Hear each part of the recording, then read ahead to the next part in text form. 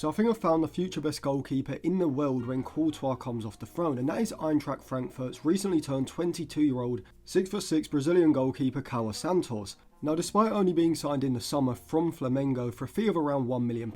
and having only played 13 games so far this season, at the time of writing, he is rated incredibly highly, so he isn't exactly unknown. Now, it is being reported that Frankfurt are demanding around €60 million,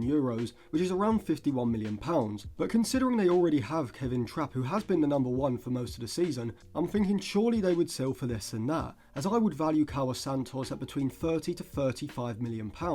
And even though there will be heavy competition for goalkeepers in the summer, I think if United move first, we could still land him, but the longer we take, the more his fee is going to increase. But why exactly do I rate Kawã Santos so highly? Well, as I said in the previous Onana replacement video, in regards to Yahia Fofana and Yevon Diouf, there are two key metrics which Kawã Santos excels in, which I think are the two most important metrics when judging goalkeepers. But before I elaborate on what those are, if you want to check out any cheap, good quality football jerseys, go over to jerseyfifa.co. They've got a variety of different current season and retro jerseys, including both Real Madrid and Barcelona shirts going through the 2010s, 2000s and the 90s as well. If you use code Atlantis at checkout, you'll get a 10% discount, so I'll leave it linked in the description and in the comments section below. So the two key metrics are post-shot XG minus goals allowed, which shows you if a keeper is saving more or less goals than the XG models suggest they should, and crosses stop percentage. And for both of those metrics, Santos looks incredibly impressive,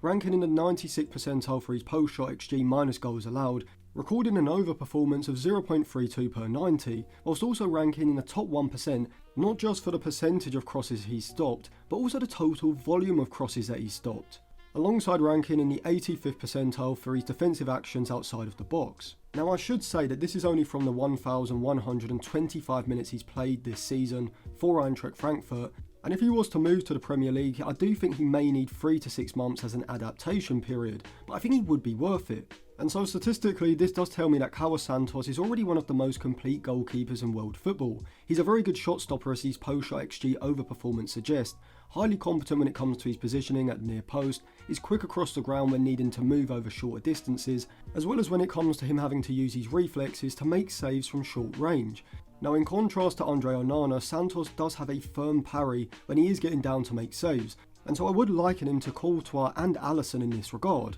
But aerially is where I think Santos could be a game changer for United, as his height and physicality are as good as you could want, and statistically you'd have to consider him one of the best, if not the best, cross-claimer in world football. But what exactly is the importance of this trait? Well, having a goalkeeper who's good at coming out and claiming crosses gives you a lot more security and confidence to sit slightly deeper, dropping off into your defensive third when needed, which would suit a back 5 defensive shape, which Amorim does use, wherefrom you can simply look to use a keeper like Santos, as well as an aerially dominant back three of, let's say, De Ligt, Euro, Maguire, or maybe even my first choice centre-back signing for the summer, Leonardo Balerdi, to defend the box from aerial and low crosses. And we've seen how successful Arsenal have been at doing this season, even without Gabriel against Real Madrid, and so I think with the addition of Santos in goal and Balerdi as a centre-back, temporarily playing as a left-sided centre-back whilst Martinez is out with injury, alongside two of De Ligt, Euro or Maguire, would give United the perfect base to do this. Now, ball-playing wise, I don't think Kawã Santos is currently as good as Andre Onana,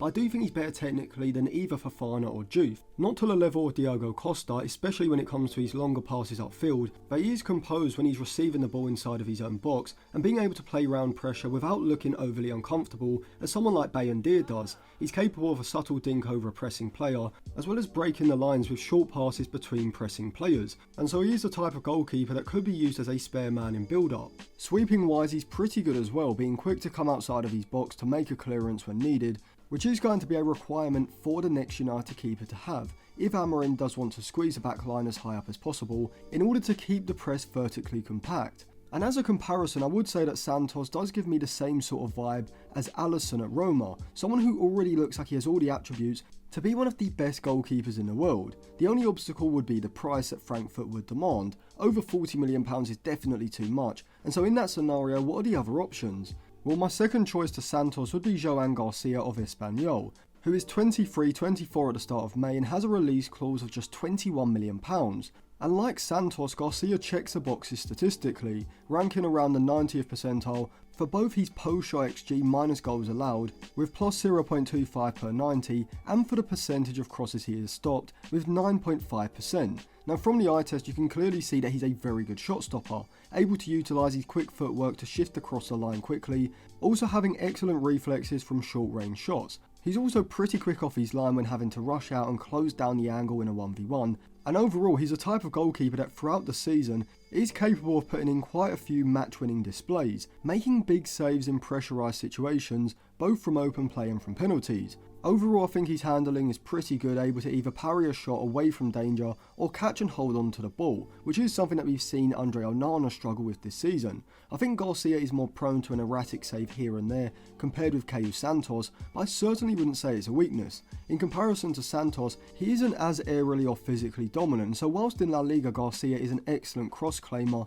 I don't expect him to be as consistent with this aspect of his game in the Premier League, whereas I think Kawã Santos is one of the best in world football in this particular area. In possession like Santos, I wouldn't say Garcia is an elite level ball playing keeper, but when it comes to playing shorter passes around pressure, or lofted passes over the opposition's pressing line, he's more than capable of doing this. And so overall, whilst I think Kawã Santos is a better keeper and would be my number one target if he is going to cost more than £35 million,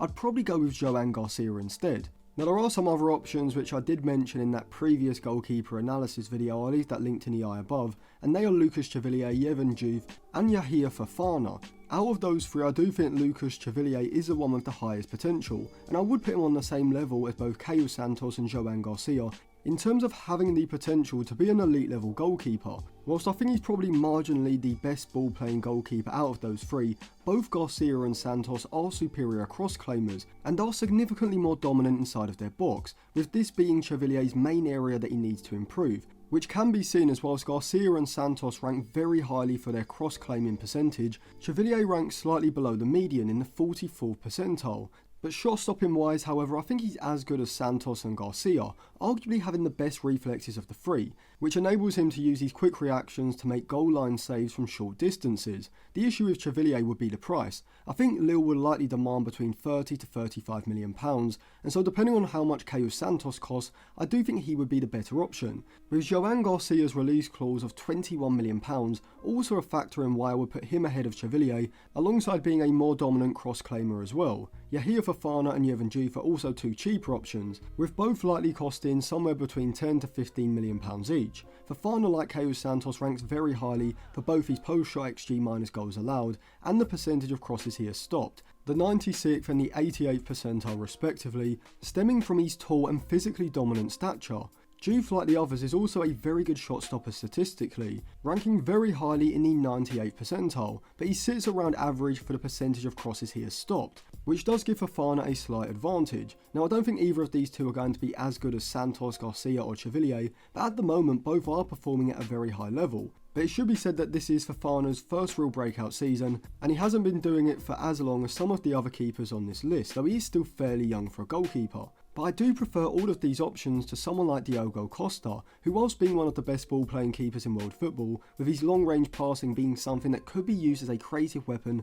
in the build-up phase, as well as being a very good sweeper keeper as well, perfect for playing behind a high defensive line, the fact that in the 900 minutes he's played in European competitions over the past 365 days, he ranks in just the 5th percentile with a post-shot XG minus goals allowed rate of minus 2.6 per 90 does concern me, and whilst he did massively overperform his post-shot XG in the 22-23 Champions League season with 0.46 per 90, sitting in the 85th percentile, for me he's one of those keepers who, like Onana, can go through periods where he looks sensational as a shot stopper, with excellent reflexes and big saves, but is also prone to major errors in pressurised moments, and seems to struggle to sustain the sort of high level shot stopping that he has shown previously for a consistent period season after season. Add on to the fact that he'd probably be the most expensive keeper on the list, likely costing in excess of £40 million. Despite his ball playing and sweeping ability, I think the other five I've mentioned are better options. Ideally, if I was Manchester United, I would sell both Andre Onana and Bayindir, looking to bring in between 35 to 40 million pounds combined, and then sign Kawã Santos if he was available for between 30 to 35 million. Anything over that and I'd bring in João Garcia, and if the budget was there, I'd also bring in Yahia Fofana as a backup goalkeeper for maybe between 10 to 12 million pounds as well. So let me know what you think of the options and who you would prefer as an Andre Onana replacement. And if you want to check out any cheap, good quality football jerseys, go over to Jersey FIFA. I'll leave it linked in the description and comment section below. And if you use code Atlantis at checkout, you will get a 10% discount. And if you want to sign up to my Patreon to read my articles or get access to the in-game Instagram group chat, I'll leave that linked on the end screen now as well.